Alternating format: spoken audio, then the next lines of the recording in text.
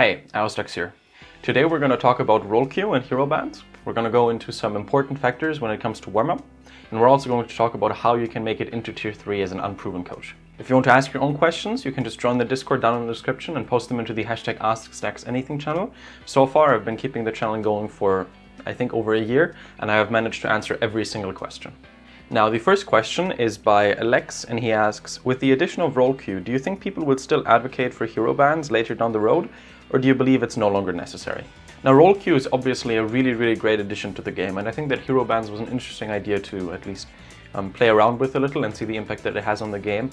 However, adding hero bans on top of role queue would be a little bit overkill. In my opinion, we should wait until the hero roster increases by at least 50% until we consider hero bans into the game, because as it stands right now, if they would stack role queue and hero bans on top of each other, the game would be way too limited. Now, people will eventually advocate for it, there's no way around it. Same thing with role queue, eventually people are going to find flaws within the game, and I think role queue isn't a perfect system, right? There are very big concerns about what happens if you get into a team with two off-tanks, for example, right? Where you will essentially have a very big disadvantage against a team that has a main tank. So eventually there will come a point where people would like to have a little bit more control over their games.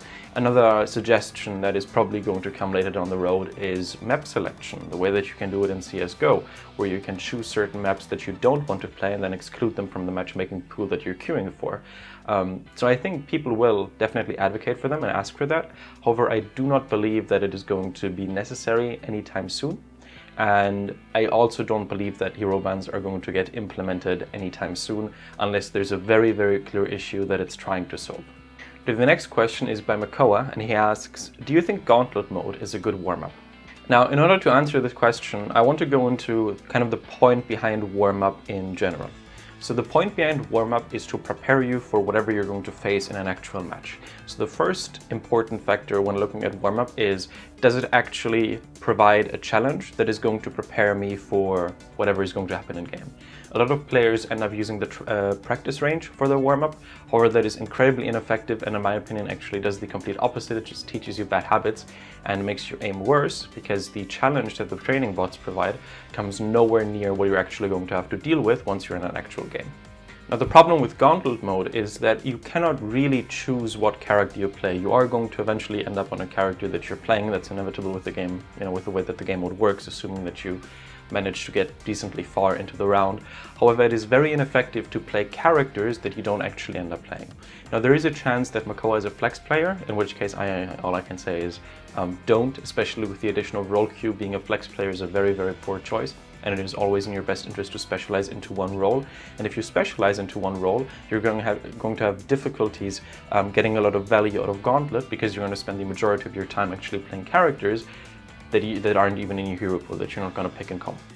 Another problem with Gauntlet and all of these warm-up, practice, workshop thingies is that they, in general, have way too much downtime. So the actual time that you spend actively shooting targets is fairly low, and that's just something that all of the Blizzard arcade game modes have in common, because you have to deal with queue times, the rounds are usually relatively short, and you have to deal with respawn timers as well. So the warm-up that I recommend for pretty much every single character besides Widowmaker is to head into a free-for-all, a triad free-for-all in the custom games. Usually the respawn times are very low and the rounds last very long, and if the round is over, you can just stay in the lobby and keep playing. You don't have to re-queue. For Widowmaker, you can play triad FFAs, but the best way to really warm up as Widowmaker is to try and find a partner that also plays Widowmaker at a level that is comparable to yours or better, and then warm up by 1v1ing against them if they have the time. Now, understand that that isn't always possible, so in that case you can just move over to triad FFA. That said, what I do not recommend, probably one of the worst ways to warm up as Widowmaker, is to go into Widowmaker headshot lobbies. And the reason for that is because, for one, you're only limited to headshots, you can't go to body shots, and always going for headshots in-game is just unrealistic. It's not really good, and you're going to miss out on kills because you aim for the head, even though a body shot would have done the job, and also because the pressure on you in a headshot-only lobby is much lower. Normally, you're going to take a lot of random damage because, you can be hit on your entire body. However, when you're in a headshot-only lobby, then the overall pressure that you take from multiple directions is going to be much, much lower in Triad FFA. So you can focus a lot more on your aiming, but it's going to teach you very bad habits when it comes to movement and positioning around cover that are going to have negative effects once you go into a game. Now the last question is by Harris, and he asks, for an unproven coach in Tier 3, I found making my way onto an established top OD team can be difficult, and so without having the opportunity, found myself on a less established team. Whilst I'm prepared to work with my head coach and put in the hard work, we have had trouble with roster movements and player poaching, setting us back quite often, giving a possibility we won't be making contenders trials or OD playoffs eventually. Apart from a sizable social media presence, is there any way to find opportunities, any way to prove my worth? I'm not giving up on OD before it begins. However, I am looking for additional ways to prove myself. Now, that's an excellent question, and the short answer and the easiest answer is that freelance work is one of the easiest way to get noticed as a staff member that is trying to prove himself. So the first thing you can do is reach out to players. They don't necessarily have to be good players, just players that you know, maybe even players from the team that you're working with right now, players from other teams. Make a tweet, post into Discords offering free VOD reviews, and a lot of these players, their teams don't even have coaches themselves, and even if they do, they're not going to say no to some free advice, right? Worst case, they're going to ignore your advice because they think it's bad. Best case, they actually really enjoy your advice, and that is going to help improve your reputation within the scene. So make sure that you're offering free VOD reviews to players in order to kind of spread your impact and your presence around the scene as much as possible, and in order to convince as many people as possible that you are worth their time, because they're going to talk about how helpful their reviews with you have been to friends and other players within the scene, and then those players might reach out to you and get a one-on-one, and then you can work your way up, and the only limit is really how helpful your review is. If your review isn't very helpful, then people aren't going to recommend you, and you need to take that as a sign in order to maybe reflect on how you do your one-on-ones. Now, you don't only have to reach out to players, you can also reach out to teams. What I did, for example, was back then in the early days of Skyfoxes, I actually reached out to them and I was asking if I could do a one-on-one review, and they already had a full coaching staff and everything, but they said, sure, why not? What do we have to lose?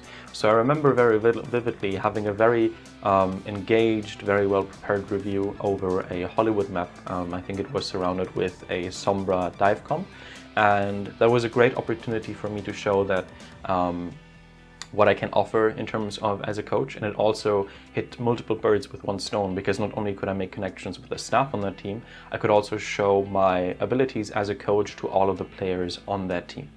Now, if you can't help players, or if you can't help teams, or if you're already doing both of those things and you want to look for another avenue to get your word out there, public content is always very helpful. So that can be written content, like written analysis or pieces on different situations within the Overwatch League, maybe different matches, etc. That can be video content. I used to make that a lot as well, where you just take an Overwatch League VOD, you pick a few points to really dissect. It doesn't have to be an Overwatch League. What I also did it on Contenders VODs as well, which is very helpful. It just allows people to go on the video and actually see how you work in action. And most importantly, it's it doesn't require a lot of commitment, because in order for someone to actually see how you do as a coach, if you're working with teams or players, is they need to take the time in order to actually schedule something with you. But if you have a public piece of content, then a lot of people are going to click on it because it's very easy. They can just do it whenever they want, and then they might be able to see the kind of analysis that you do. They thought that it was really helpful, really interesting, and that the way that you presented it was very good, and then they might invite you to a tryout.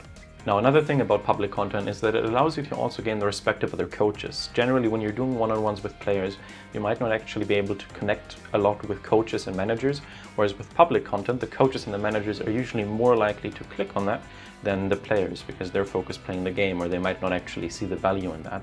And in the end, one of the most important pieces of advice that I can give you as a coach in your career is that in the end, the people that are going to offer you a contract are the managers, are the coaches, are the staff members, right? A player isn't going to offer you a contract eventually, because they have proper staff at that level of play.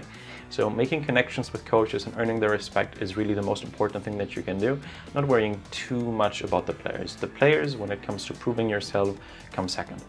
Alright, that does it for this video. Make sure to follow my Twitter down in the description, and again, make sure to join the Discord server if you have your questions. So far, I've answered every single question, and if you post yours in there, I'm going to answer that one too. You can also subscribe to the channel and click on the little bell icon for notifications. I would appreciate that very much. My name is Stux, and I'd like to thank you for learning.